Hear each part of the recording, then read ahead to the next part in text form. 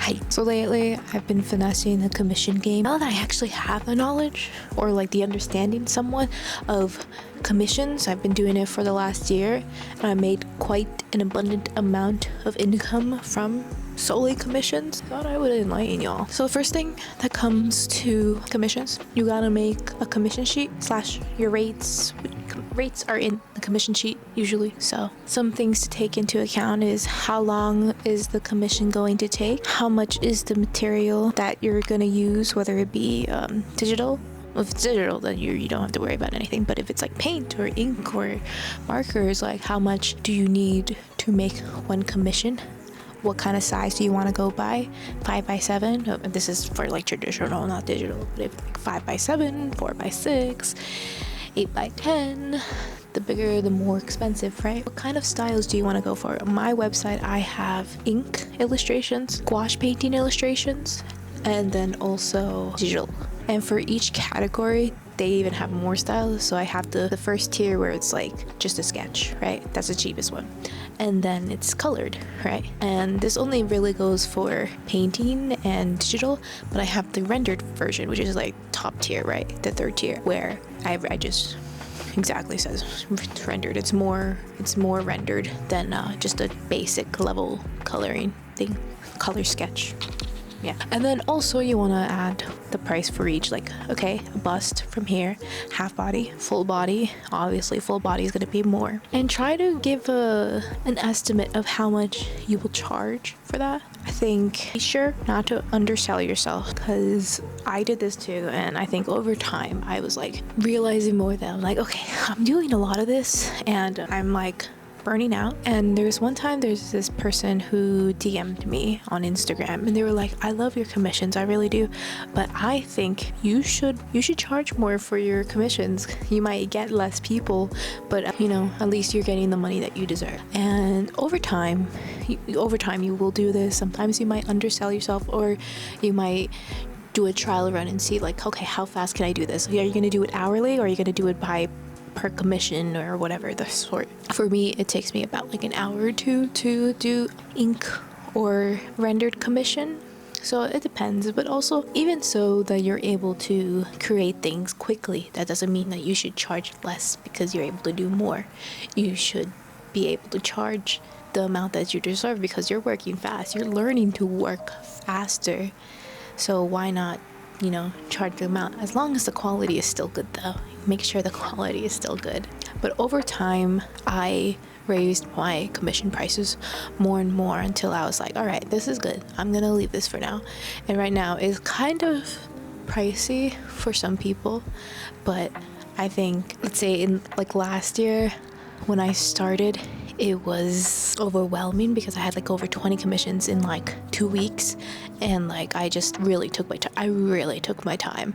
And I was only getting like half of the amount that I charge now, and I was just like, all right, this makes me hate commissions even more. But now I maybe get like 1/4 of that amount of commissioners, but at least I'm making more than having 20 commissioners because I'm charging more for these 1/4 of commissions. Like, crazy how that works. Just give it some time and figure out what is your best rate and what you deserve. And don't ever let anyone make you drop your prices. I went off on a tangent there, but shipping fees and all that extra fees that you want to add, make sure to put that on your commission sheet, page, rate, website, whatever. And along those, you maybe want to do like terms of services. So are they only allowed to do like personal use only for that commission? Meaning, are they able to sell? Which, don't do that. If they want to reproduce your artwork for whatever reason, charge copyright, okay, in a lot. If not, then you will also put along the lines, you have all rights to the painting, the drawing, whatever you have as a commission. Therefore, you are able to share it on social media, do whatever you want with it, to be honest. Unless they want to keep it private, I put on my terms of services that, if you want to keep it private, make sure you tell me, because I'm not a mind reader, and it's right there, so it's all on you if you didn't tell me and you wanted to keep it private. And also, you have the right to reject any commissions. If you don't feel comfortable, what I do when I get submissions for my commissions or inquiries, I have them send me a photo to make sure that I'm able to do that work, or that I'm comfortable enough to do that work, you know? If, let's say, you want to draw, like, they want you to draw something edgy, very, like, raunchy, or, like, you know, like hentai, or, I don't know, furry. I don't know. I don't do that. So I like to make sure that I, you know, like, don't accept a commission until you know exactly what you're gonna draw. Next in line, commission process. How long is it gonna take you? Is it gonna take you like 3 to 4 weeks to finish it? A month or 2 months? Give an estimate. Like, don't just do like exactly 4 weeks, right? You want to be like 4 to 6 weeks depending on the time, you know?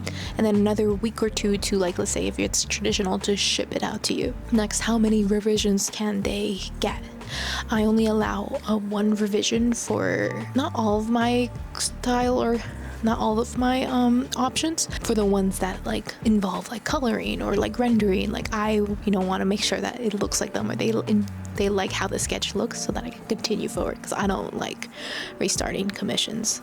I've done it like 2 times, and anyways, if they want you to redo it again, let's say like, oh, they didn't like how it turned out in the coloring stage because they didn't like say anything, they didn't notice whatever thing on the sketch, then be like, okay, well, I gave you a chance, that's all on you. Maybe you want to be generous. Usually I'm generous if it's a small thing, but if it's like a big thing, I'll be like, either you take it or I charge you more for extra revisions, because it's more time out of my work. And also, again, shipping policy, fees, how long is it going to take to ship, how much is it going to the shipping going to be, depending on the country, or, you know, is it in country or out of the country. Next is payments. How are you going to accept it? Are you going to do it via Cash App or Venmo or PayPal? If it's PayPal, I like to charge a PayPal fee, because you know how there's always a transaction fee for those type of things.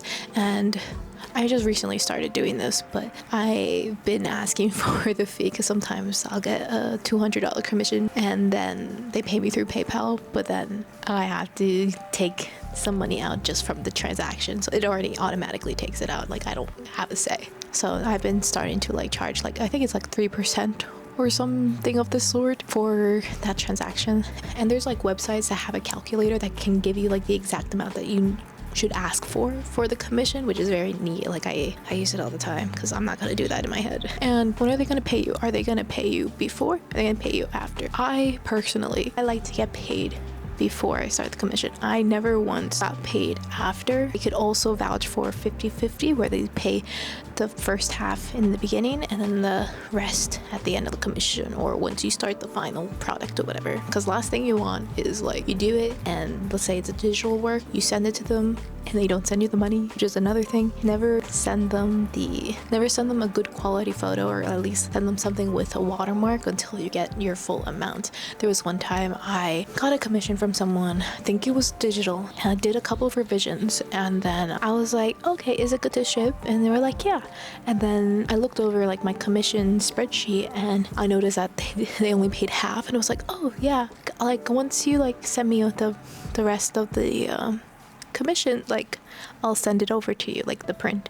And I never got a word from them, so I kind of just ate like a couple, I think it was like $40 extra. And I was just like, sometimes it's not worth like just fighting for it or whatever, because like they could block you. I don't know, they got a somewhat discounted commission, but they gotta get their moralities checked. Now, once you have all of this thing figured out, right, you got it on your website, or you got it on a post or whatever, or your blog, I don't know, Tumblr. Is Tumblr still a thing? The next step to commissions is a very crucial thing, because if you don't do this, then you're not gonna get customers at all, clients, whatever you want to call them. The marketing is very, very crucial, whether you have a store or a brand or commissions. You have to market yourself well so that people can, know that you have your commissions open. I didn't really advertise my commissions that often until my boyfriend was like, how you never advertise it, how do they know that it's open? And I was like, shit. So then I revised my commission page, set different options and all that jazz, and then I started promoting the heck out of it for like 2024, and it like skyrocketed, and I was like, whoa, all I needed to do was like advertise it. And I'm not saying to like do it like every day. Unless you really want to do it, then by all means go ahead. But you know, occasionally I like to do it like 2 to 3 times a week, whether it be on my story or on a post or on a reel. When I have a reel pop off, usually I tend to get a lot of like commissions, like because it's not only just my followers that are seeing it, but it's a bunch of other people that are like, oh yeah, I want you to draw my girlfriend and me. Be like, bet. And maybe for advertising you want to show the process of commission that you already did, or an example of that. I tend to draw my boyfriend a lot, and I was like, all right, I'm gonna do me and him. And in those occasions where I draw both of us, I make sure to record that process so that I can advertise it or show it online, and then people will be like, oh, that's so cute, I want you to draw me like that. And I'll be like, I bet, say less. And if you have a hard time just making content on social media, particularly Instagram, check out my recent video on building social media platform. Just saying, shameless plug. And maybe you want to post the commissions that you already did, like actual like a carousel of them, and the different options that you can provide, and also sharing the link on your story of your commission rate, website, whatever. And this is something I started doing that like I have to keep in mind always, because sometimes I'm too lazy and I'm like, no, Karen, you have to do this. You have to pay your bills. You have to pay rent and buy food. Promoting on certain times of the year, sometimes you'll get not as much commissions one month, but the next month you'll be like, whoa. Let's say Valentine's. I started promoting my Valentine, or just commissions in general, in January, the beginning of January, and over that time I was able to make so far like I think $1,200 in the amount of like 2 weeks. Well, actually no, if you think about it, I kind of made like $3,000 in 2 weeks, which is crazy, right? Sometimes people want more meaningful gifts, so using that as an advantage for your commissions, for promoting your commissions, it's a great way. Maybe they want you to draw their brother or their parents or their spouse, significant other, whatever it may be. That's where you show it. Now, if you want to do something where it's like character based, maybe if you go to a convention, you want to promote that as well. Going back to the dates and stuff, Christmas time, amazing. Valentine, phenomenal for couples. Maybe around graduation time, people want them to draw their little bro or little sister or daughter, son, granddaughter. I don't know. I don't think grandparents actually be on Instagram like that, or do they? During graduation time. And it's important to do this blah blah blah blah blah. And it's important to do this within a time in advance. So you know how I did Valentine commissions the beginning of January, not 2 weeks before Valentine's, because if you want to get a lot of commissions, you want to, space yourself out. But then also if you have traditional commissions, you want to be able to ship it before Valentine's so it arrives before Valentine's. It's just to not fail yourself in the future. Don't do that to yourself. Just try to post like twice weekly about it if you really want to be on top of your commissions. Twice weekly at least. Or you could do like however many, but at least twice, okay? Well, after that, once you've gotten your commissions and you're like, oh, I'm so ready, hold on.